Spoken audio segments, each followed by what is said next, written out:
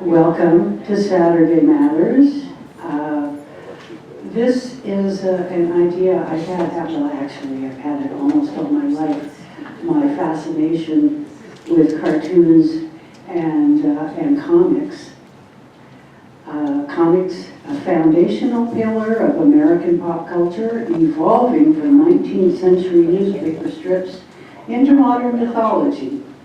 They reflect the nation's shifting political anxieties, social ideals, and artistic movements, while continuing to dominate global entertainment as the driving force behind modern cinematic universes and graphic literature. If you're hearing the dull thud of pedantry, don't worry, it's not going to continue like this.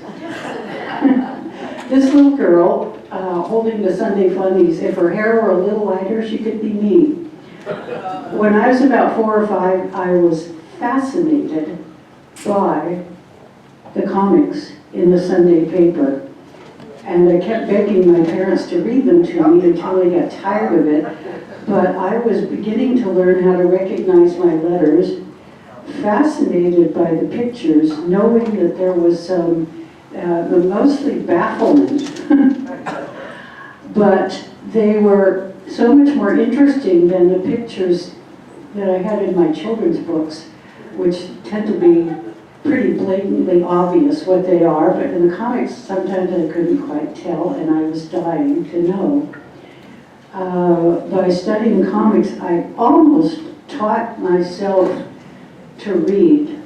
It was pretty much at the point of beginning to recognize words on the page.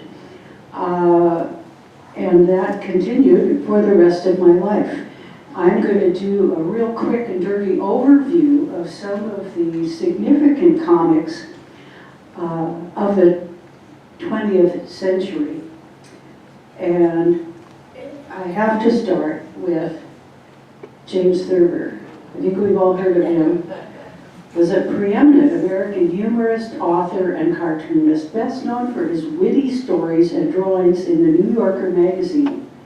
Chronicling the frustrations of modern life, his work often featured timid men, formidable women, and befuddled animals. He's most famous for the short story, The Secret Life of Walter Mitty. I think many of you read that.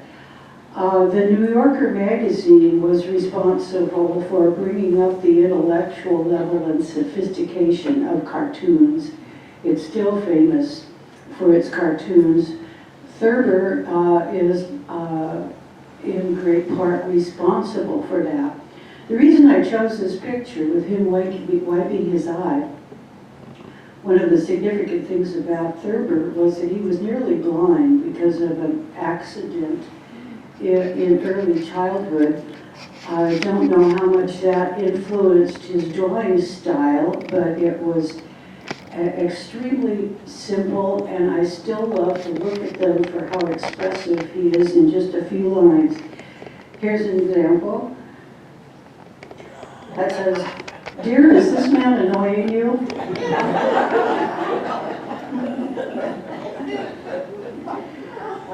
He also always had an undercurrent of kind of absurdity. Here's another one. It is labeled The Sniper, but no words are necessary, really. It's just, absurdity, of course, but I just love the way he makes, in an extremely simple manner, an expression on her face and the posture.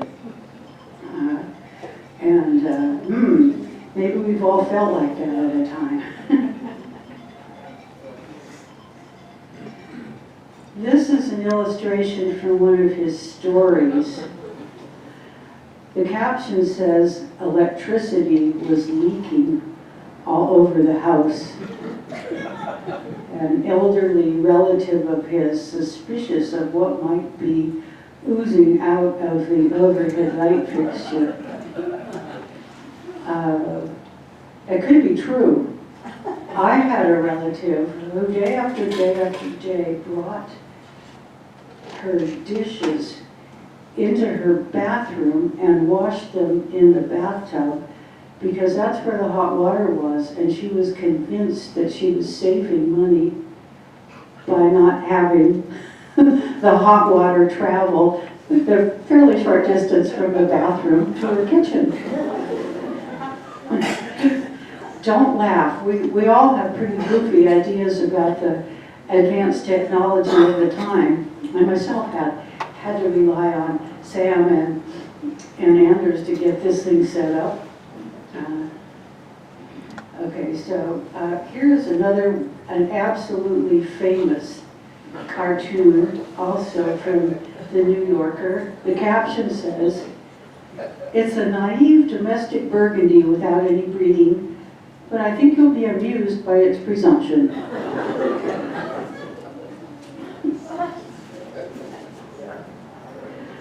He didn't do too much in narrative other than illustrating his own short stories, but one from a collection of books that I treasure is his illustrations of famous poems.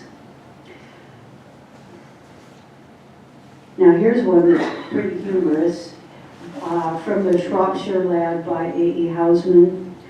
"When I was in love with you, then I was clean and brave, and miles around the wonder grew how well I did behave. And now the fancy passes by, and nothing will remain, and miles around they say that I am quite myself again." You may agree that I think those drawings immeasurably add to the appeal of that poem. And here's another, one of my favorite things about his illustrations of poems is how he pokes pins in pomposity and drags down sentimentality into absurdity. Ben Bolt, I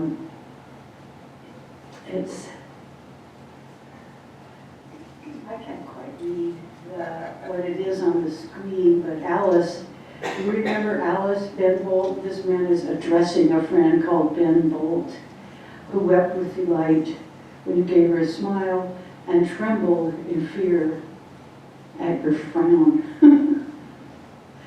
And there, poor Alice. The whole poem, I'm not going to show it, but I just adore those pictures. Here's one. If you went to the poetry program that we had at the beginning of April, I showed the illustrations of another poem, well regarded by me for its pomposity, called Excelsior.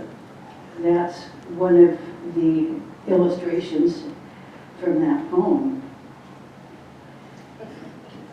Now, moving on into the 20th century comic strip. The development of the four-panel newspaper daily and Sunday comics was stimulated in great part by the rivalry between Joseph Pulitzer and what's his name? Hearst. William Randolph Hearst, trying to get maximum readership, and they discovered that putting comics in was an excellent way. By the middle of the 20th century, that had evolved into a regular and well-developed feature, such that in the Sunday papers there were 4 full pages in full color. That's what drew my attention as a little girl, and holds it still. The immortal Walt Kelly. Yes. 1913 to 1973, an American animator and cartoonist, best known for the comic strip Pogo. He began his animation career in 1936 at Walt Disney Productions, contributing to Pinocchio, Fantasia, and Dumbo. Pogo was syndicated to American newspapers from 1948 to 1975. We've probably all heard that famous quote, "We have met the enemy, and he is us." Most of us are familiar. Here's a little, okay, I guess that type is coming across fairly well. The first panel. A turtle speaking to Pogo. This is Pogo Possum. "Hello, Pogo Possum. I'm taking care of this little old backward child." And maybe you can see this little squiggly thing on the bottom there. Pogo says, "That mighty sociable. I'm trying to teach him to go forward in life." And there we go. Is that backwards or forwards? "My land," says the turtle. Wait. Chasing the worm child. "Which way is you pointing?" Pogo says, "It's hard to figure the angles on a worm child."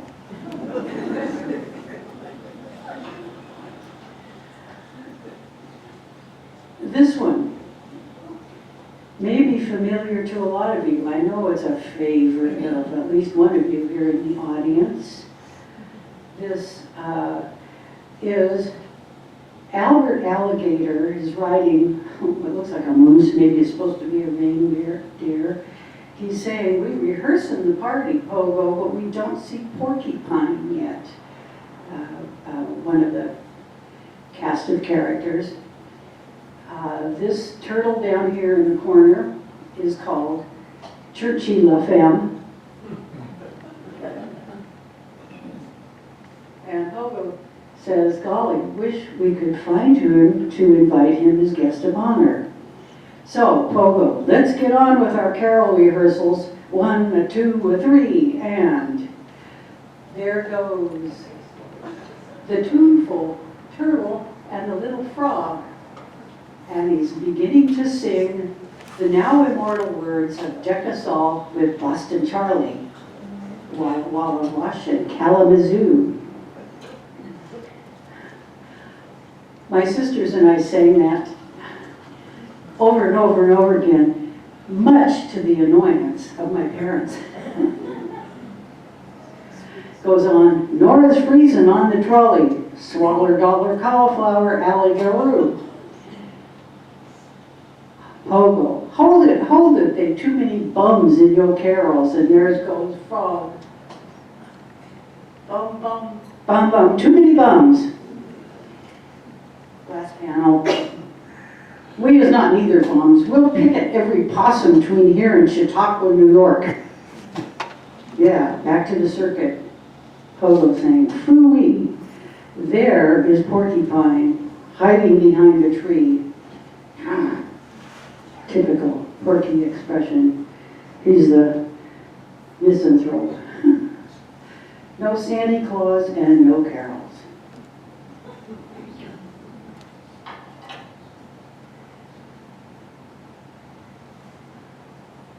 Here's an example of what Walt Kelly himself called the everyday lunacy of the creatures of the Okefenokee swamp.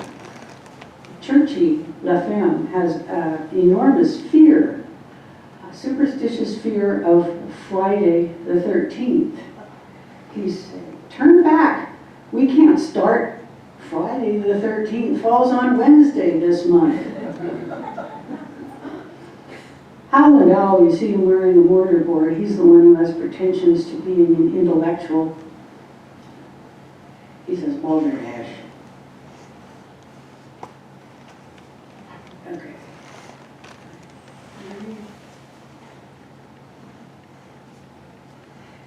If I may demonstrate what I shall call the layman, I'll attempt to explain the symptoms of he who believe in Fry the 1 and 3. Pogo says, "Shoot." Dramatic posture. Friday the 13th. She's a goozing up like the trump of doom, all weird and eerie with splay-footed dread, fingers all crutchery and clawing. Heck, it's coming on, creeping and crawling. He likes to make up words. Closer, closer, closer. Pogo. I don't see a darn thing. You know, Pogo, you got the makings of a first-class spoil sport in you. These are the cartoons. When I read them as a child, I related more to them. Here comes some that were more adult, and at the time I read them, they went over my head. But I do recall in this particular series, my parents getting a great laugh out of them. Here is a character coming along, this one. He's called Deacon Mushrat. And this is Albert Alligator, who's kind of stupid, and he's chasing a little puppy. You little varmint, you has chewed up my hat. Deacon Mushrat always speaks in Gothic. Desist, pursue not this poor unfortunate youth. Oh, spare the rod. Albert, but look at my hat, Deacon Mushrat. Again, in his typical speech.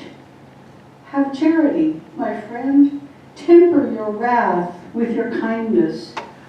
Oh, say, your hat is as naught compared to, and he notices, good gracious, my cravat. And there goes Deacon Mushrat, not sparing the rod, and Albert's comment is awful charitable of you, Deacon, to chase him for a spell.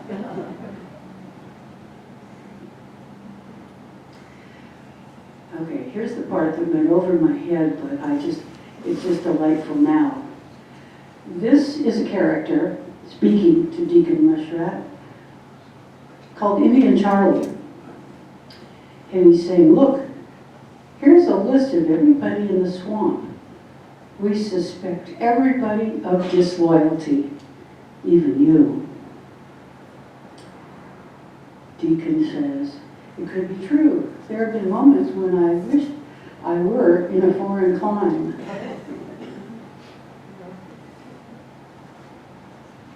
There's another famous character, Porcupine and Pogo. Pogo in the standard comic indication of surprise, his hat is jumping off his head. The character named the Mole is saying, so to offset the dangers, we brought in Cat's cousin, Simple J. Malarkey, a good wing shot and keen eye. Already I feel more secure. Is there something familiar about that face? And there's Deacon lurking in the background.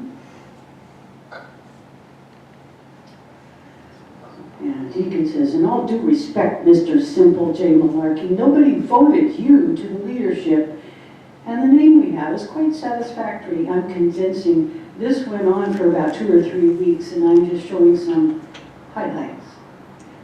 Simple J. Malarkey says, Betsy here got 6 or 7 votes. Betsy is his shotgun. 6 or 7 votes in her alone, but stop the wayward bickering, stick to the facts. I'm president. That much is clear. We can count votes later.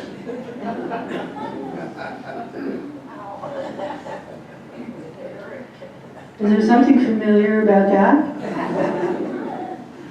This is Indian Charlie. As a reference, Senator McCarthy apparently said something about he'd had an Indian mentor. So this person, creature, is the sidekick of Simple J. Malarkey. Now, there's going to be a little bit more backstory, but here is a character called Sis Boom Ba. Sis Boom Ba is a Rhode Island Red. And Indian Charlie and Simple J. Malarkey have reason to fear, and they have been fishing, so they pulled some bait sacks over their head. I'm afeared we'll have to keep these bags over our heads, otherwise that chicken from Providence might recognize us. She big enemy, huh? No worry, Chief. Me, Charlie, always stand by you. Long as you was wearing a bait bag, Charlie. Does you mind you don't stand quite so close and a little to lure? Me about say same thing to you.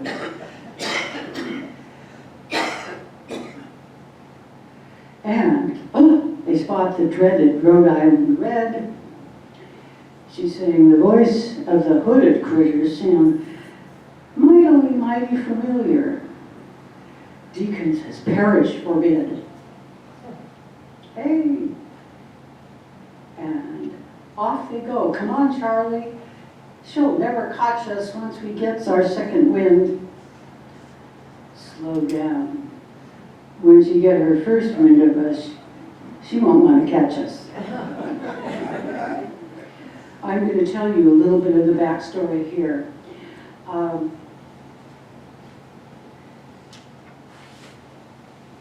Walt Kelly got some pushback for the apparent political nature of his characters. And his remarks on this are, however, despite much evidence to the contrary, a good many editors still believe that the comics page is the playpen of the newspaper, or a sort of inert babysitter of the brain, whereas it could be just the reverse. It could be the most stimulating section of the paper. It was probably a surprise to a good many people to find that many aspects of Joe McCarthy were ridiculous and that fun could be derived from them in a comic strip.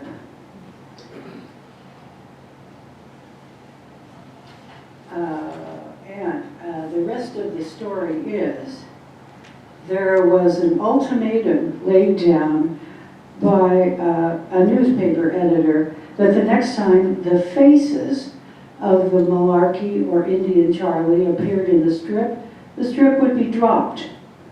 What with the concern in the strip with Miss Boomba already established as being a Rhode Island Red, it was easy to have Malarkey and Indian Charles put KKK type garb on, which identified their kind a little more and yet live up to the letter of the latest law.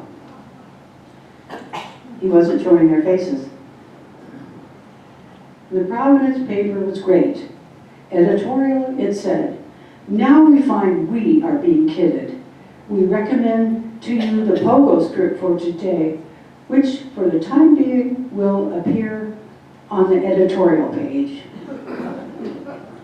If you can't win, don't join them, learn how to lose. A cheer for the Providence Bulletin. This is a famous sequence of how he turned it on them.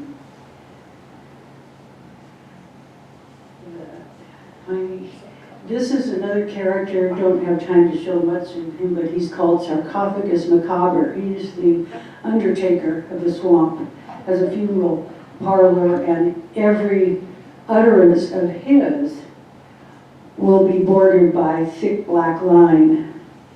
Oh, not to put it too abruptly, dear Deacon, doom is in the offing. And in his Gothic utterance in the offing, hey? Nice little vignette there. Ending with pogo.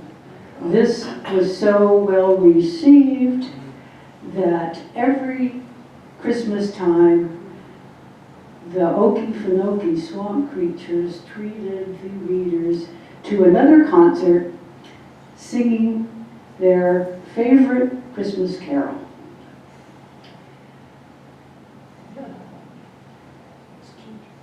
Oh, okay, well, we got too far back here.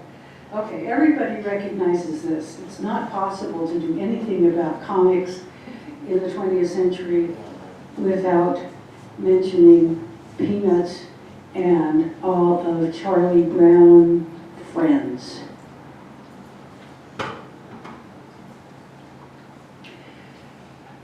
Charles M. Schultz, 1922 to 2000. Peanuts Independence is regarded as one of the most popular and influential comic strips in history, with 17,897 strips published in all, making it arguably the longest story ever told by one human being. Very impressive. Charles Schulz, his very last comic was scheduled to be published on November 13th, 2000. He died on November 12th, 2000. Now, it might be a little spooky, but maybe just a coincidence. Here are the characters we all remember. Lucy offering psychiatric help for 5 cents, and Charlie Brown taking advantage of her therapy, which undoubtedly did him no good whatsoever. Remember the World War I flying ace? And the Great Pumpkin. These are pretty much drilled into the mid-century zeitgeist, aren't they? late 20th century. And this charming little person. And I think that's an image that a lot of us recognize. Poor Charlie Brown. He always trusted Lucy, and she never failed. She was at least consistent. I have one more comic to show you. I don't know if you will be familiar with it. I don't know if many of you have heard of Nicole Hollander. She died 1 month ago today. Her character is Sylvia, her famous character. This is Sylvia. She enjoys bubble baths, cigarettes, coffee, cats, and caustic commentary. This is Nicole. She speaks Sylvia's mind and draws Sylvia's baths literally. The comic was syndicated nationally, but it did not, for reasons you could probably deduce, did not reach really widespread fame, and it also attracted quite a lot of hate mail. Here is Sylvia.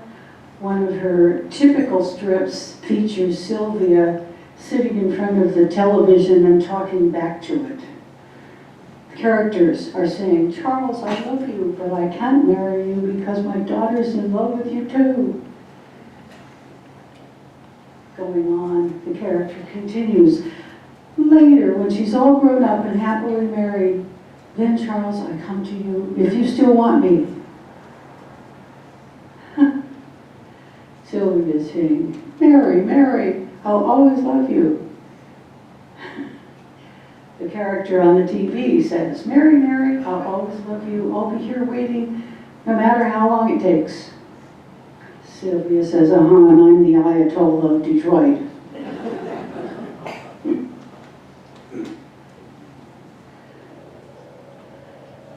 "Honey, I love you, but I gotta be moving on." The type is a little blurred there, but what she says is break his kneecaps. You see why it didn't really achieve widespread fame and adoration the same way Peanuts did. Here's another typical type of strip that Nicole Hollander did, Bad Girl Chats. This is a Bad Girl Science Chats. One says, "Turns out the reason that more young women don't go into math and science is not because..." She interrupts to say, "Larry Summers said we're too stupid to do math." Remember Larry Summers and his famous foot in mouth remark? She says, "No."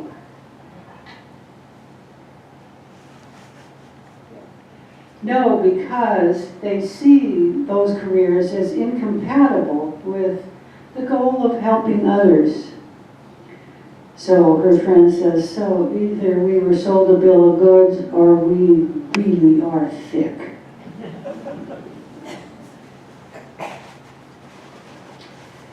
Another bad girl chat. The media says there's no more class warfare. The public doesn't care if the rich get big tax breaks. The newspaper headline says, oh sure, get rid of the estate tax. The companion says, the other bad girl, so my feeling of discomfort is acid reflux. Oh, and there's a pill for that. A lot of Sylvia, okay, here's another one. Do you believe in reverse discrimination? No, I believe in the Easter Bunny. Many of these comics were collected, the Sylvia comics and some of the Nicole Hollander's others were collected into books. This one, Mercy, it's a revolution and I'm in my bathrobe. The voice coming from the television says, over the past 10 years, men have increased their participation in household tasks by 6 minutes.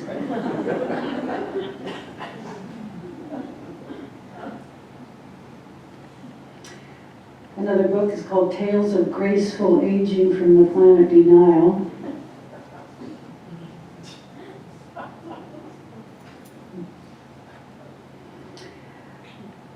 My weight is always perfect for my height, which varies. The signs on the refrigerator say, do not open guard dogs inside. And also, loose lips sink hips. Final example of Sylvia. Hi, this is Sylvia. I can't come to the phone right now, so when you hear the beep, please hang up. Okay, you didn't know. Pop quiz. I'm going to show some characters, and you're going to see how many of these you can recognize. Yeah. Maddie Yoko, right. Jughead from the Archie and Jughead. Now here is one of the really stylish drawing. A lot of these cartoonists went to art school. That's Prince Valiant, of course. Who is it? Prince Valiant. Sure. And Marvel's cigarette. Well drawn, you have to admit. Who's that lady? You almost got it. Brenda Starr.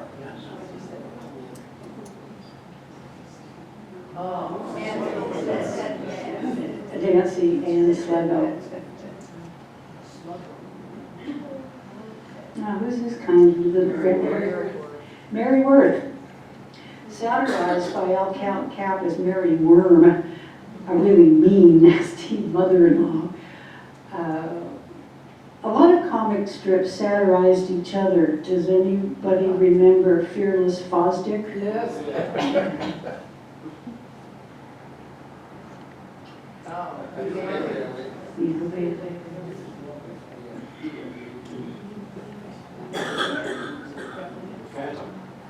Yes, The Phantom. Does anyone remember the other title that he had? This was a pretty racist strip. He was running around the jungle with a lot of stereotypical natives in Africa. They called him the ghost of who walks. Okay. One last one. Everybody recognizes Blondie. Okay. Thank you all for your attention. I hope we've lightened things up a little more. After all these very important and serious, but it's time to get some comic relief. Thank you for your attention.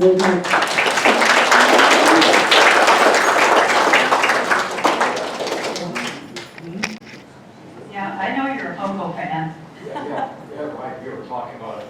All the songs were to deck the halls with boughs of holly. One of the first funny strips was called Crazy Cat, before your time. But when I was in medical school in Richmond, Virginia, it was Kilpatrick was the editor of the Richmond Times-Dispatch. Very conservative. He was on a radio show, TV show too, but very conservative. So at first they had he was the one that was doing on the editorial page, and then they showed up on the editorial page with no captions, blank things. That was during the time McCarthy trials was over. Yeah. And Kilpatrick was conservative as all hell. Yeah. Anyone else? Who else had their hand up? Okay. Well, as a Dick Tracy reader, he was president back in 1947. He introduced the two-way wrist radio.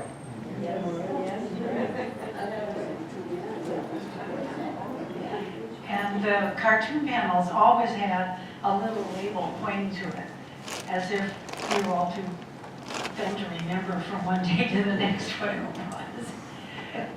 Anybody else? Okay.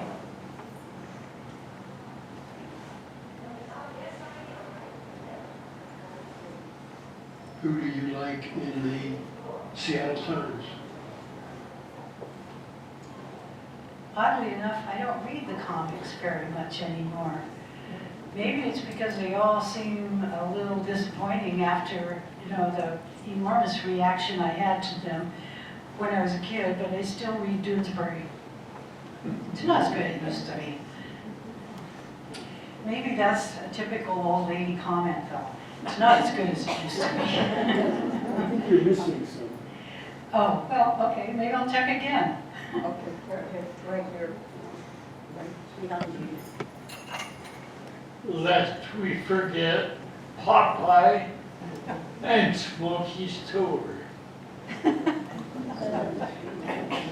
think we all remember Popeye, but Smokey Stover is a little more obscure. I don't think he lasted as long. It was early, I remember. Who had a hand up? Nancy. I had 3 siblings and we loved the Sunday comics. And as soon as Dad would walk in the front door with the newspaper, we'd all shout, "Dibs on the comics!"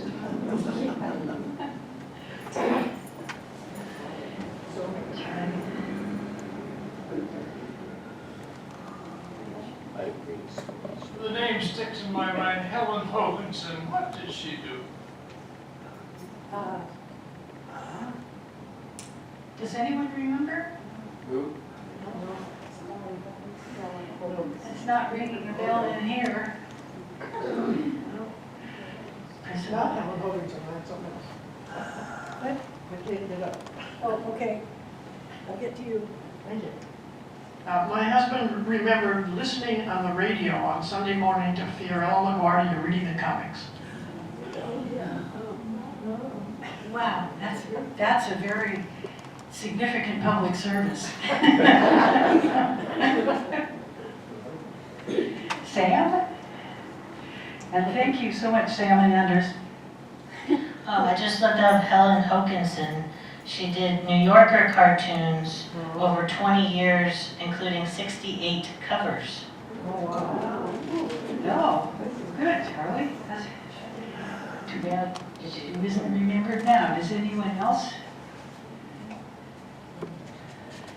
Okay. Well, thank you. Thank you all for your attention.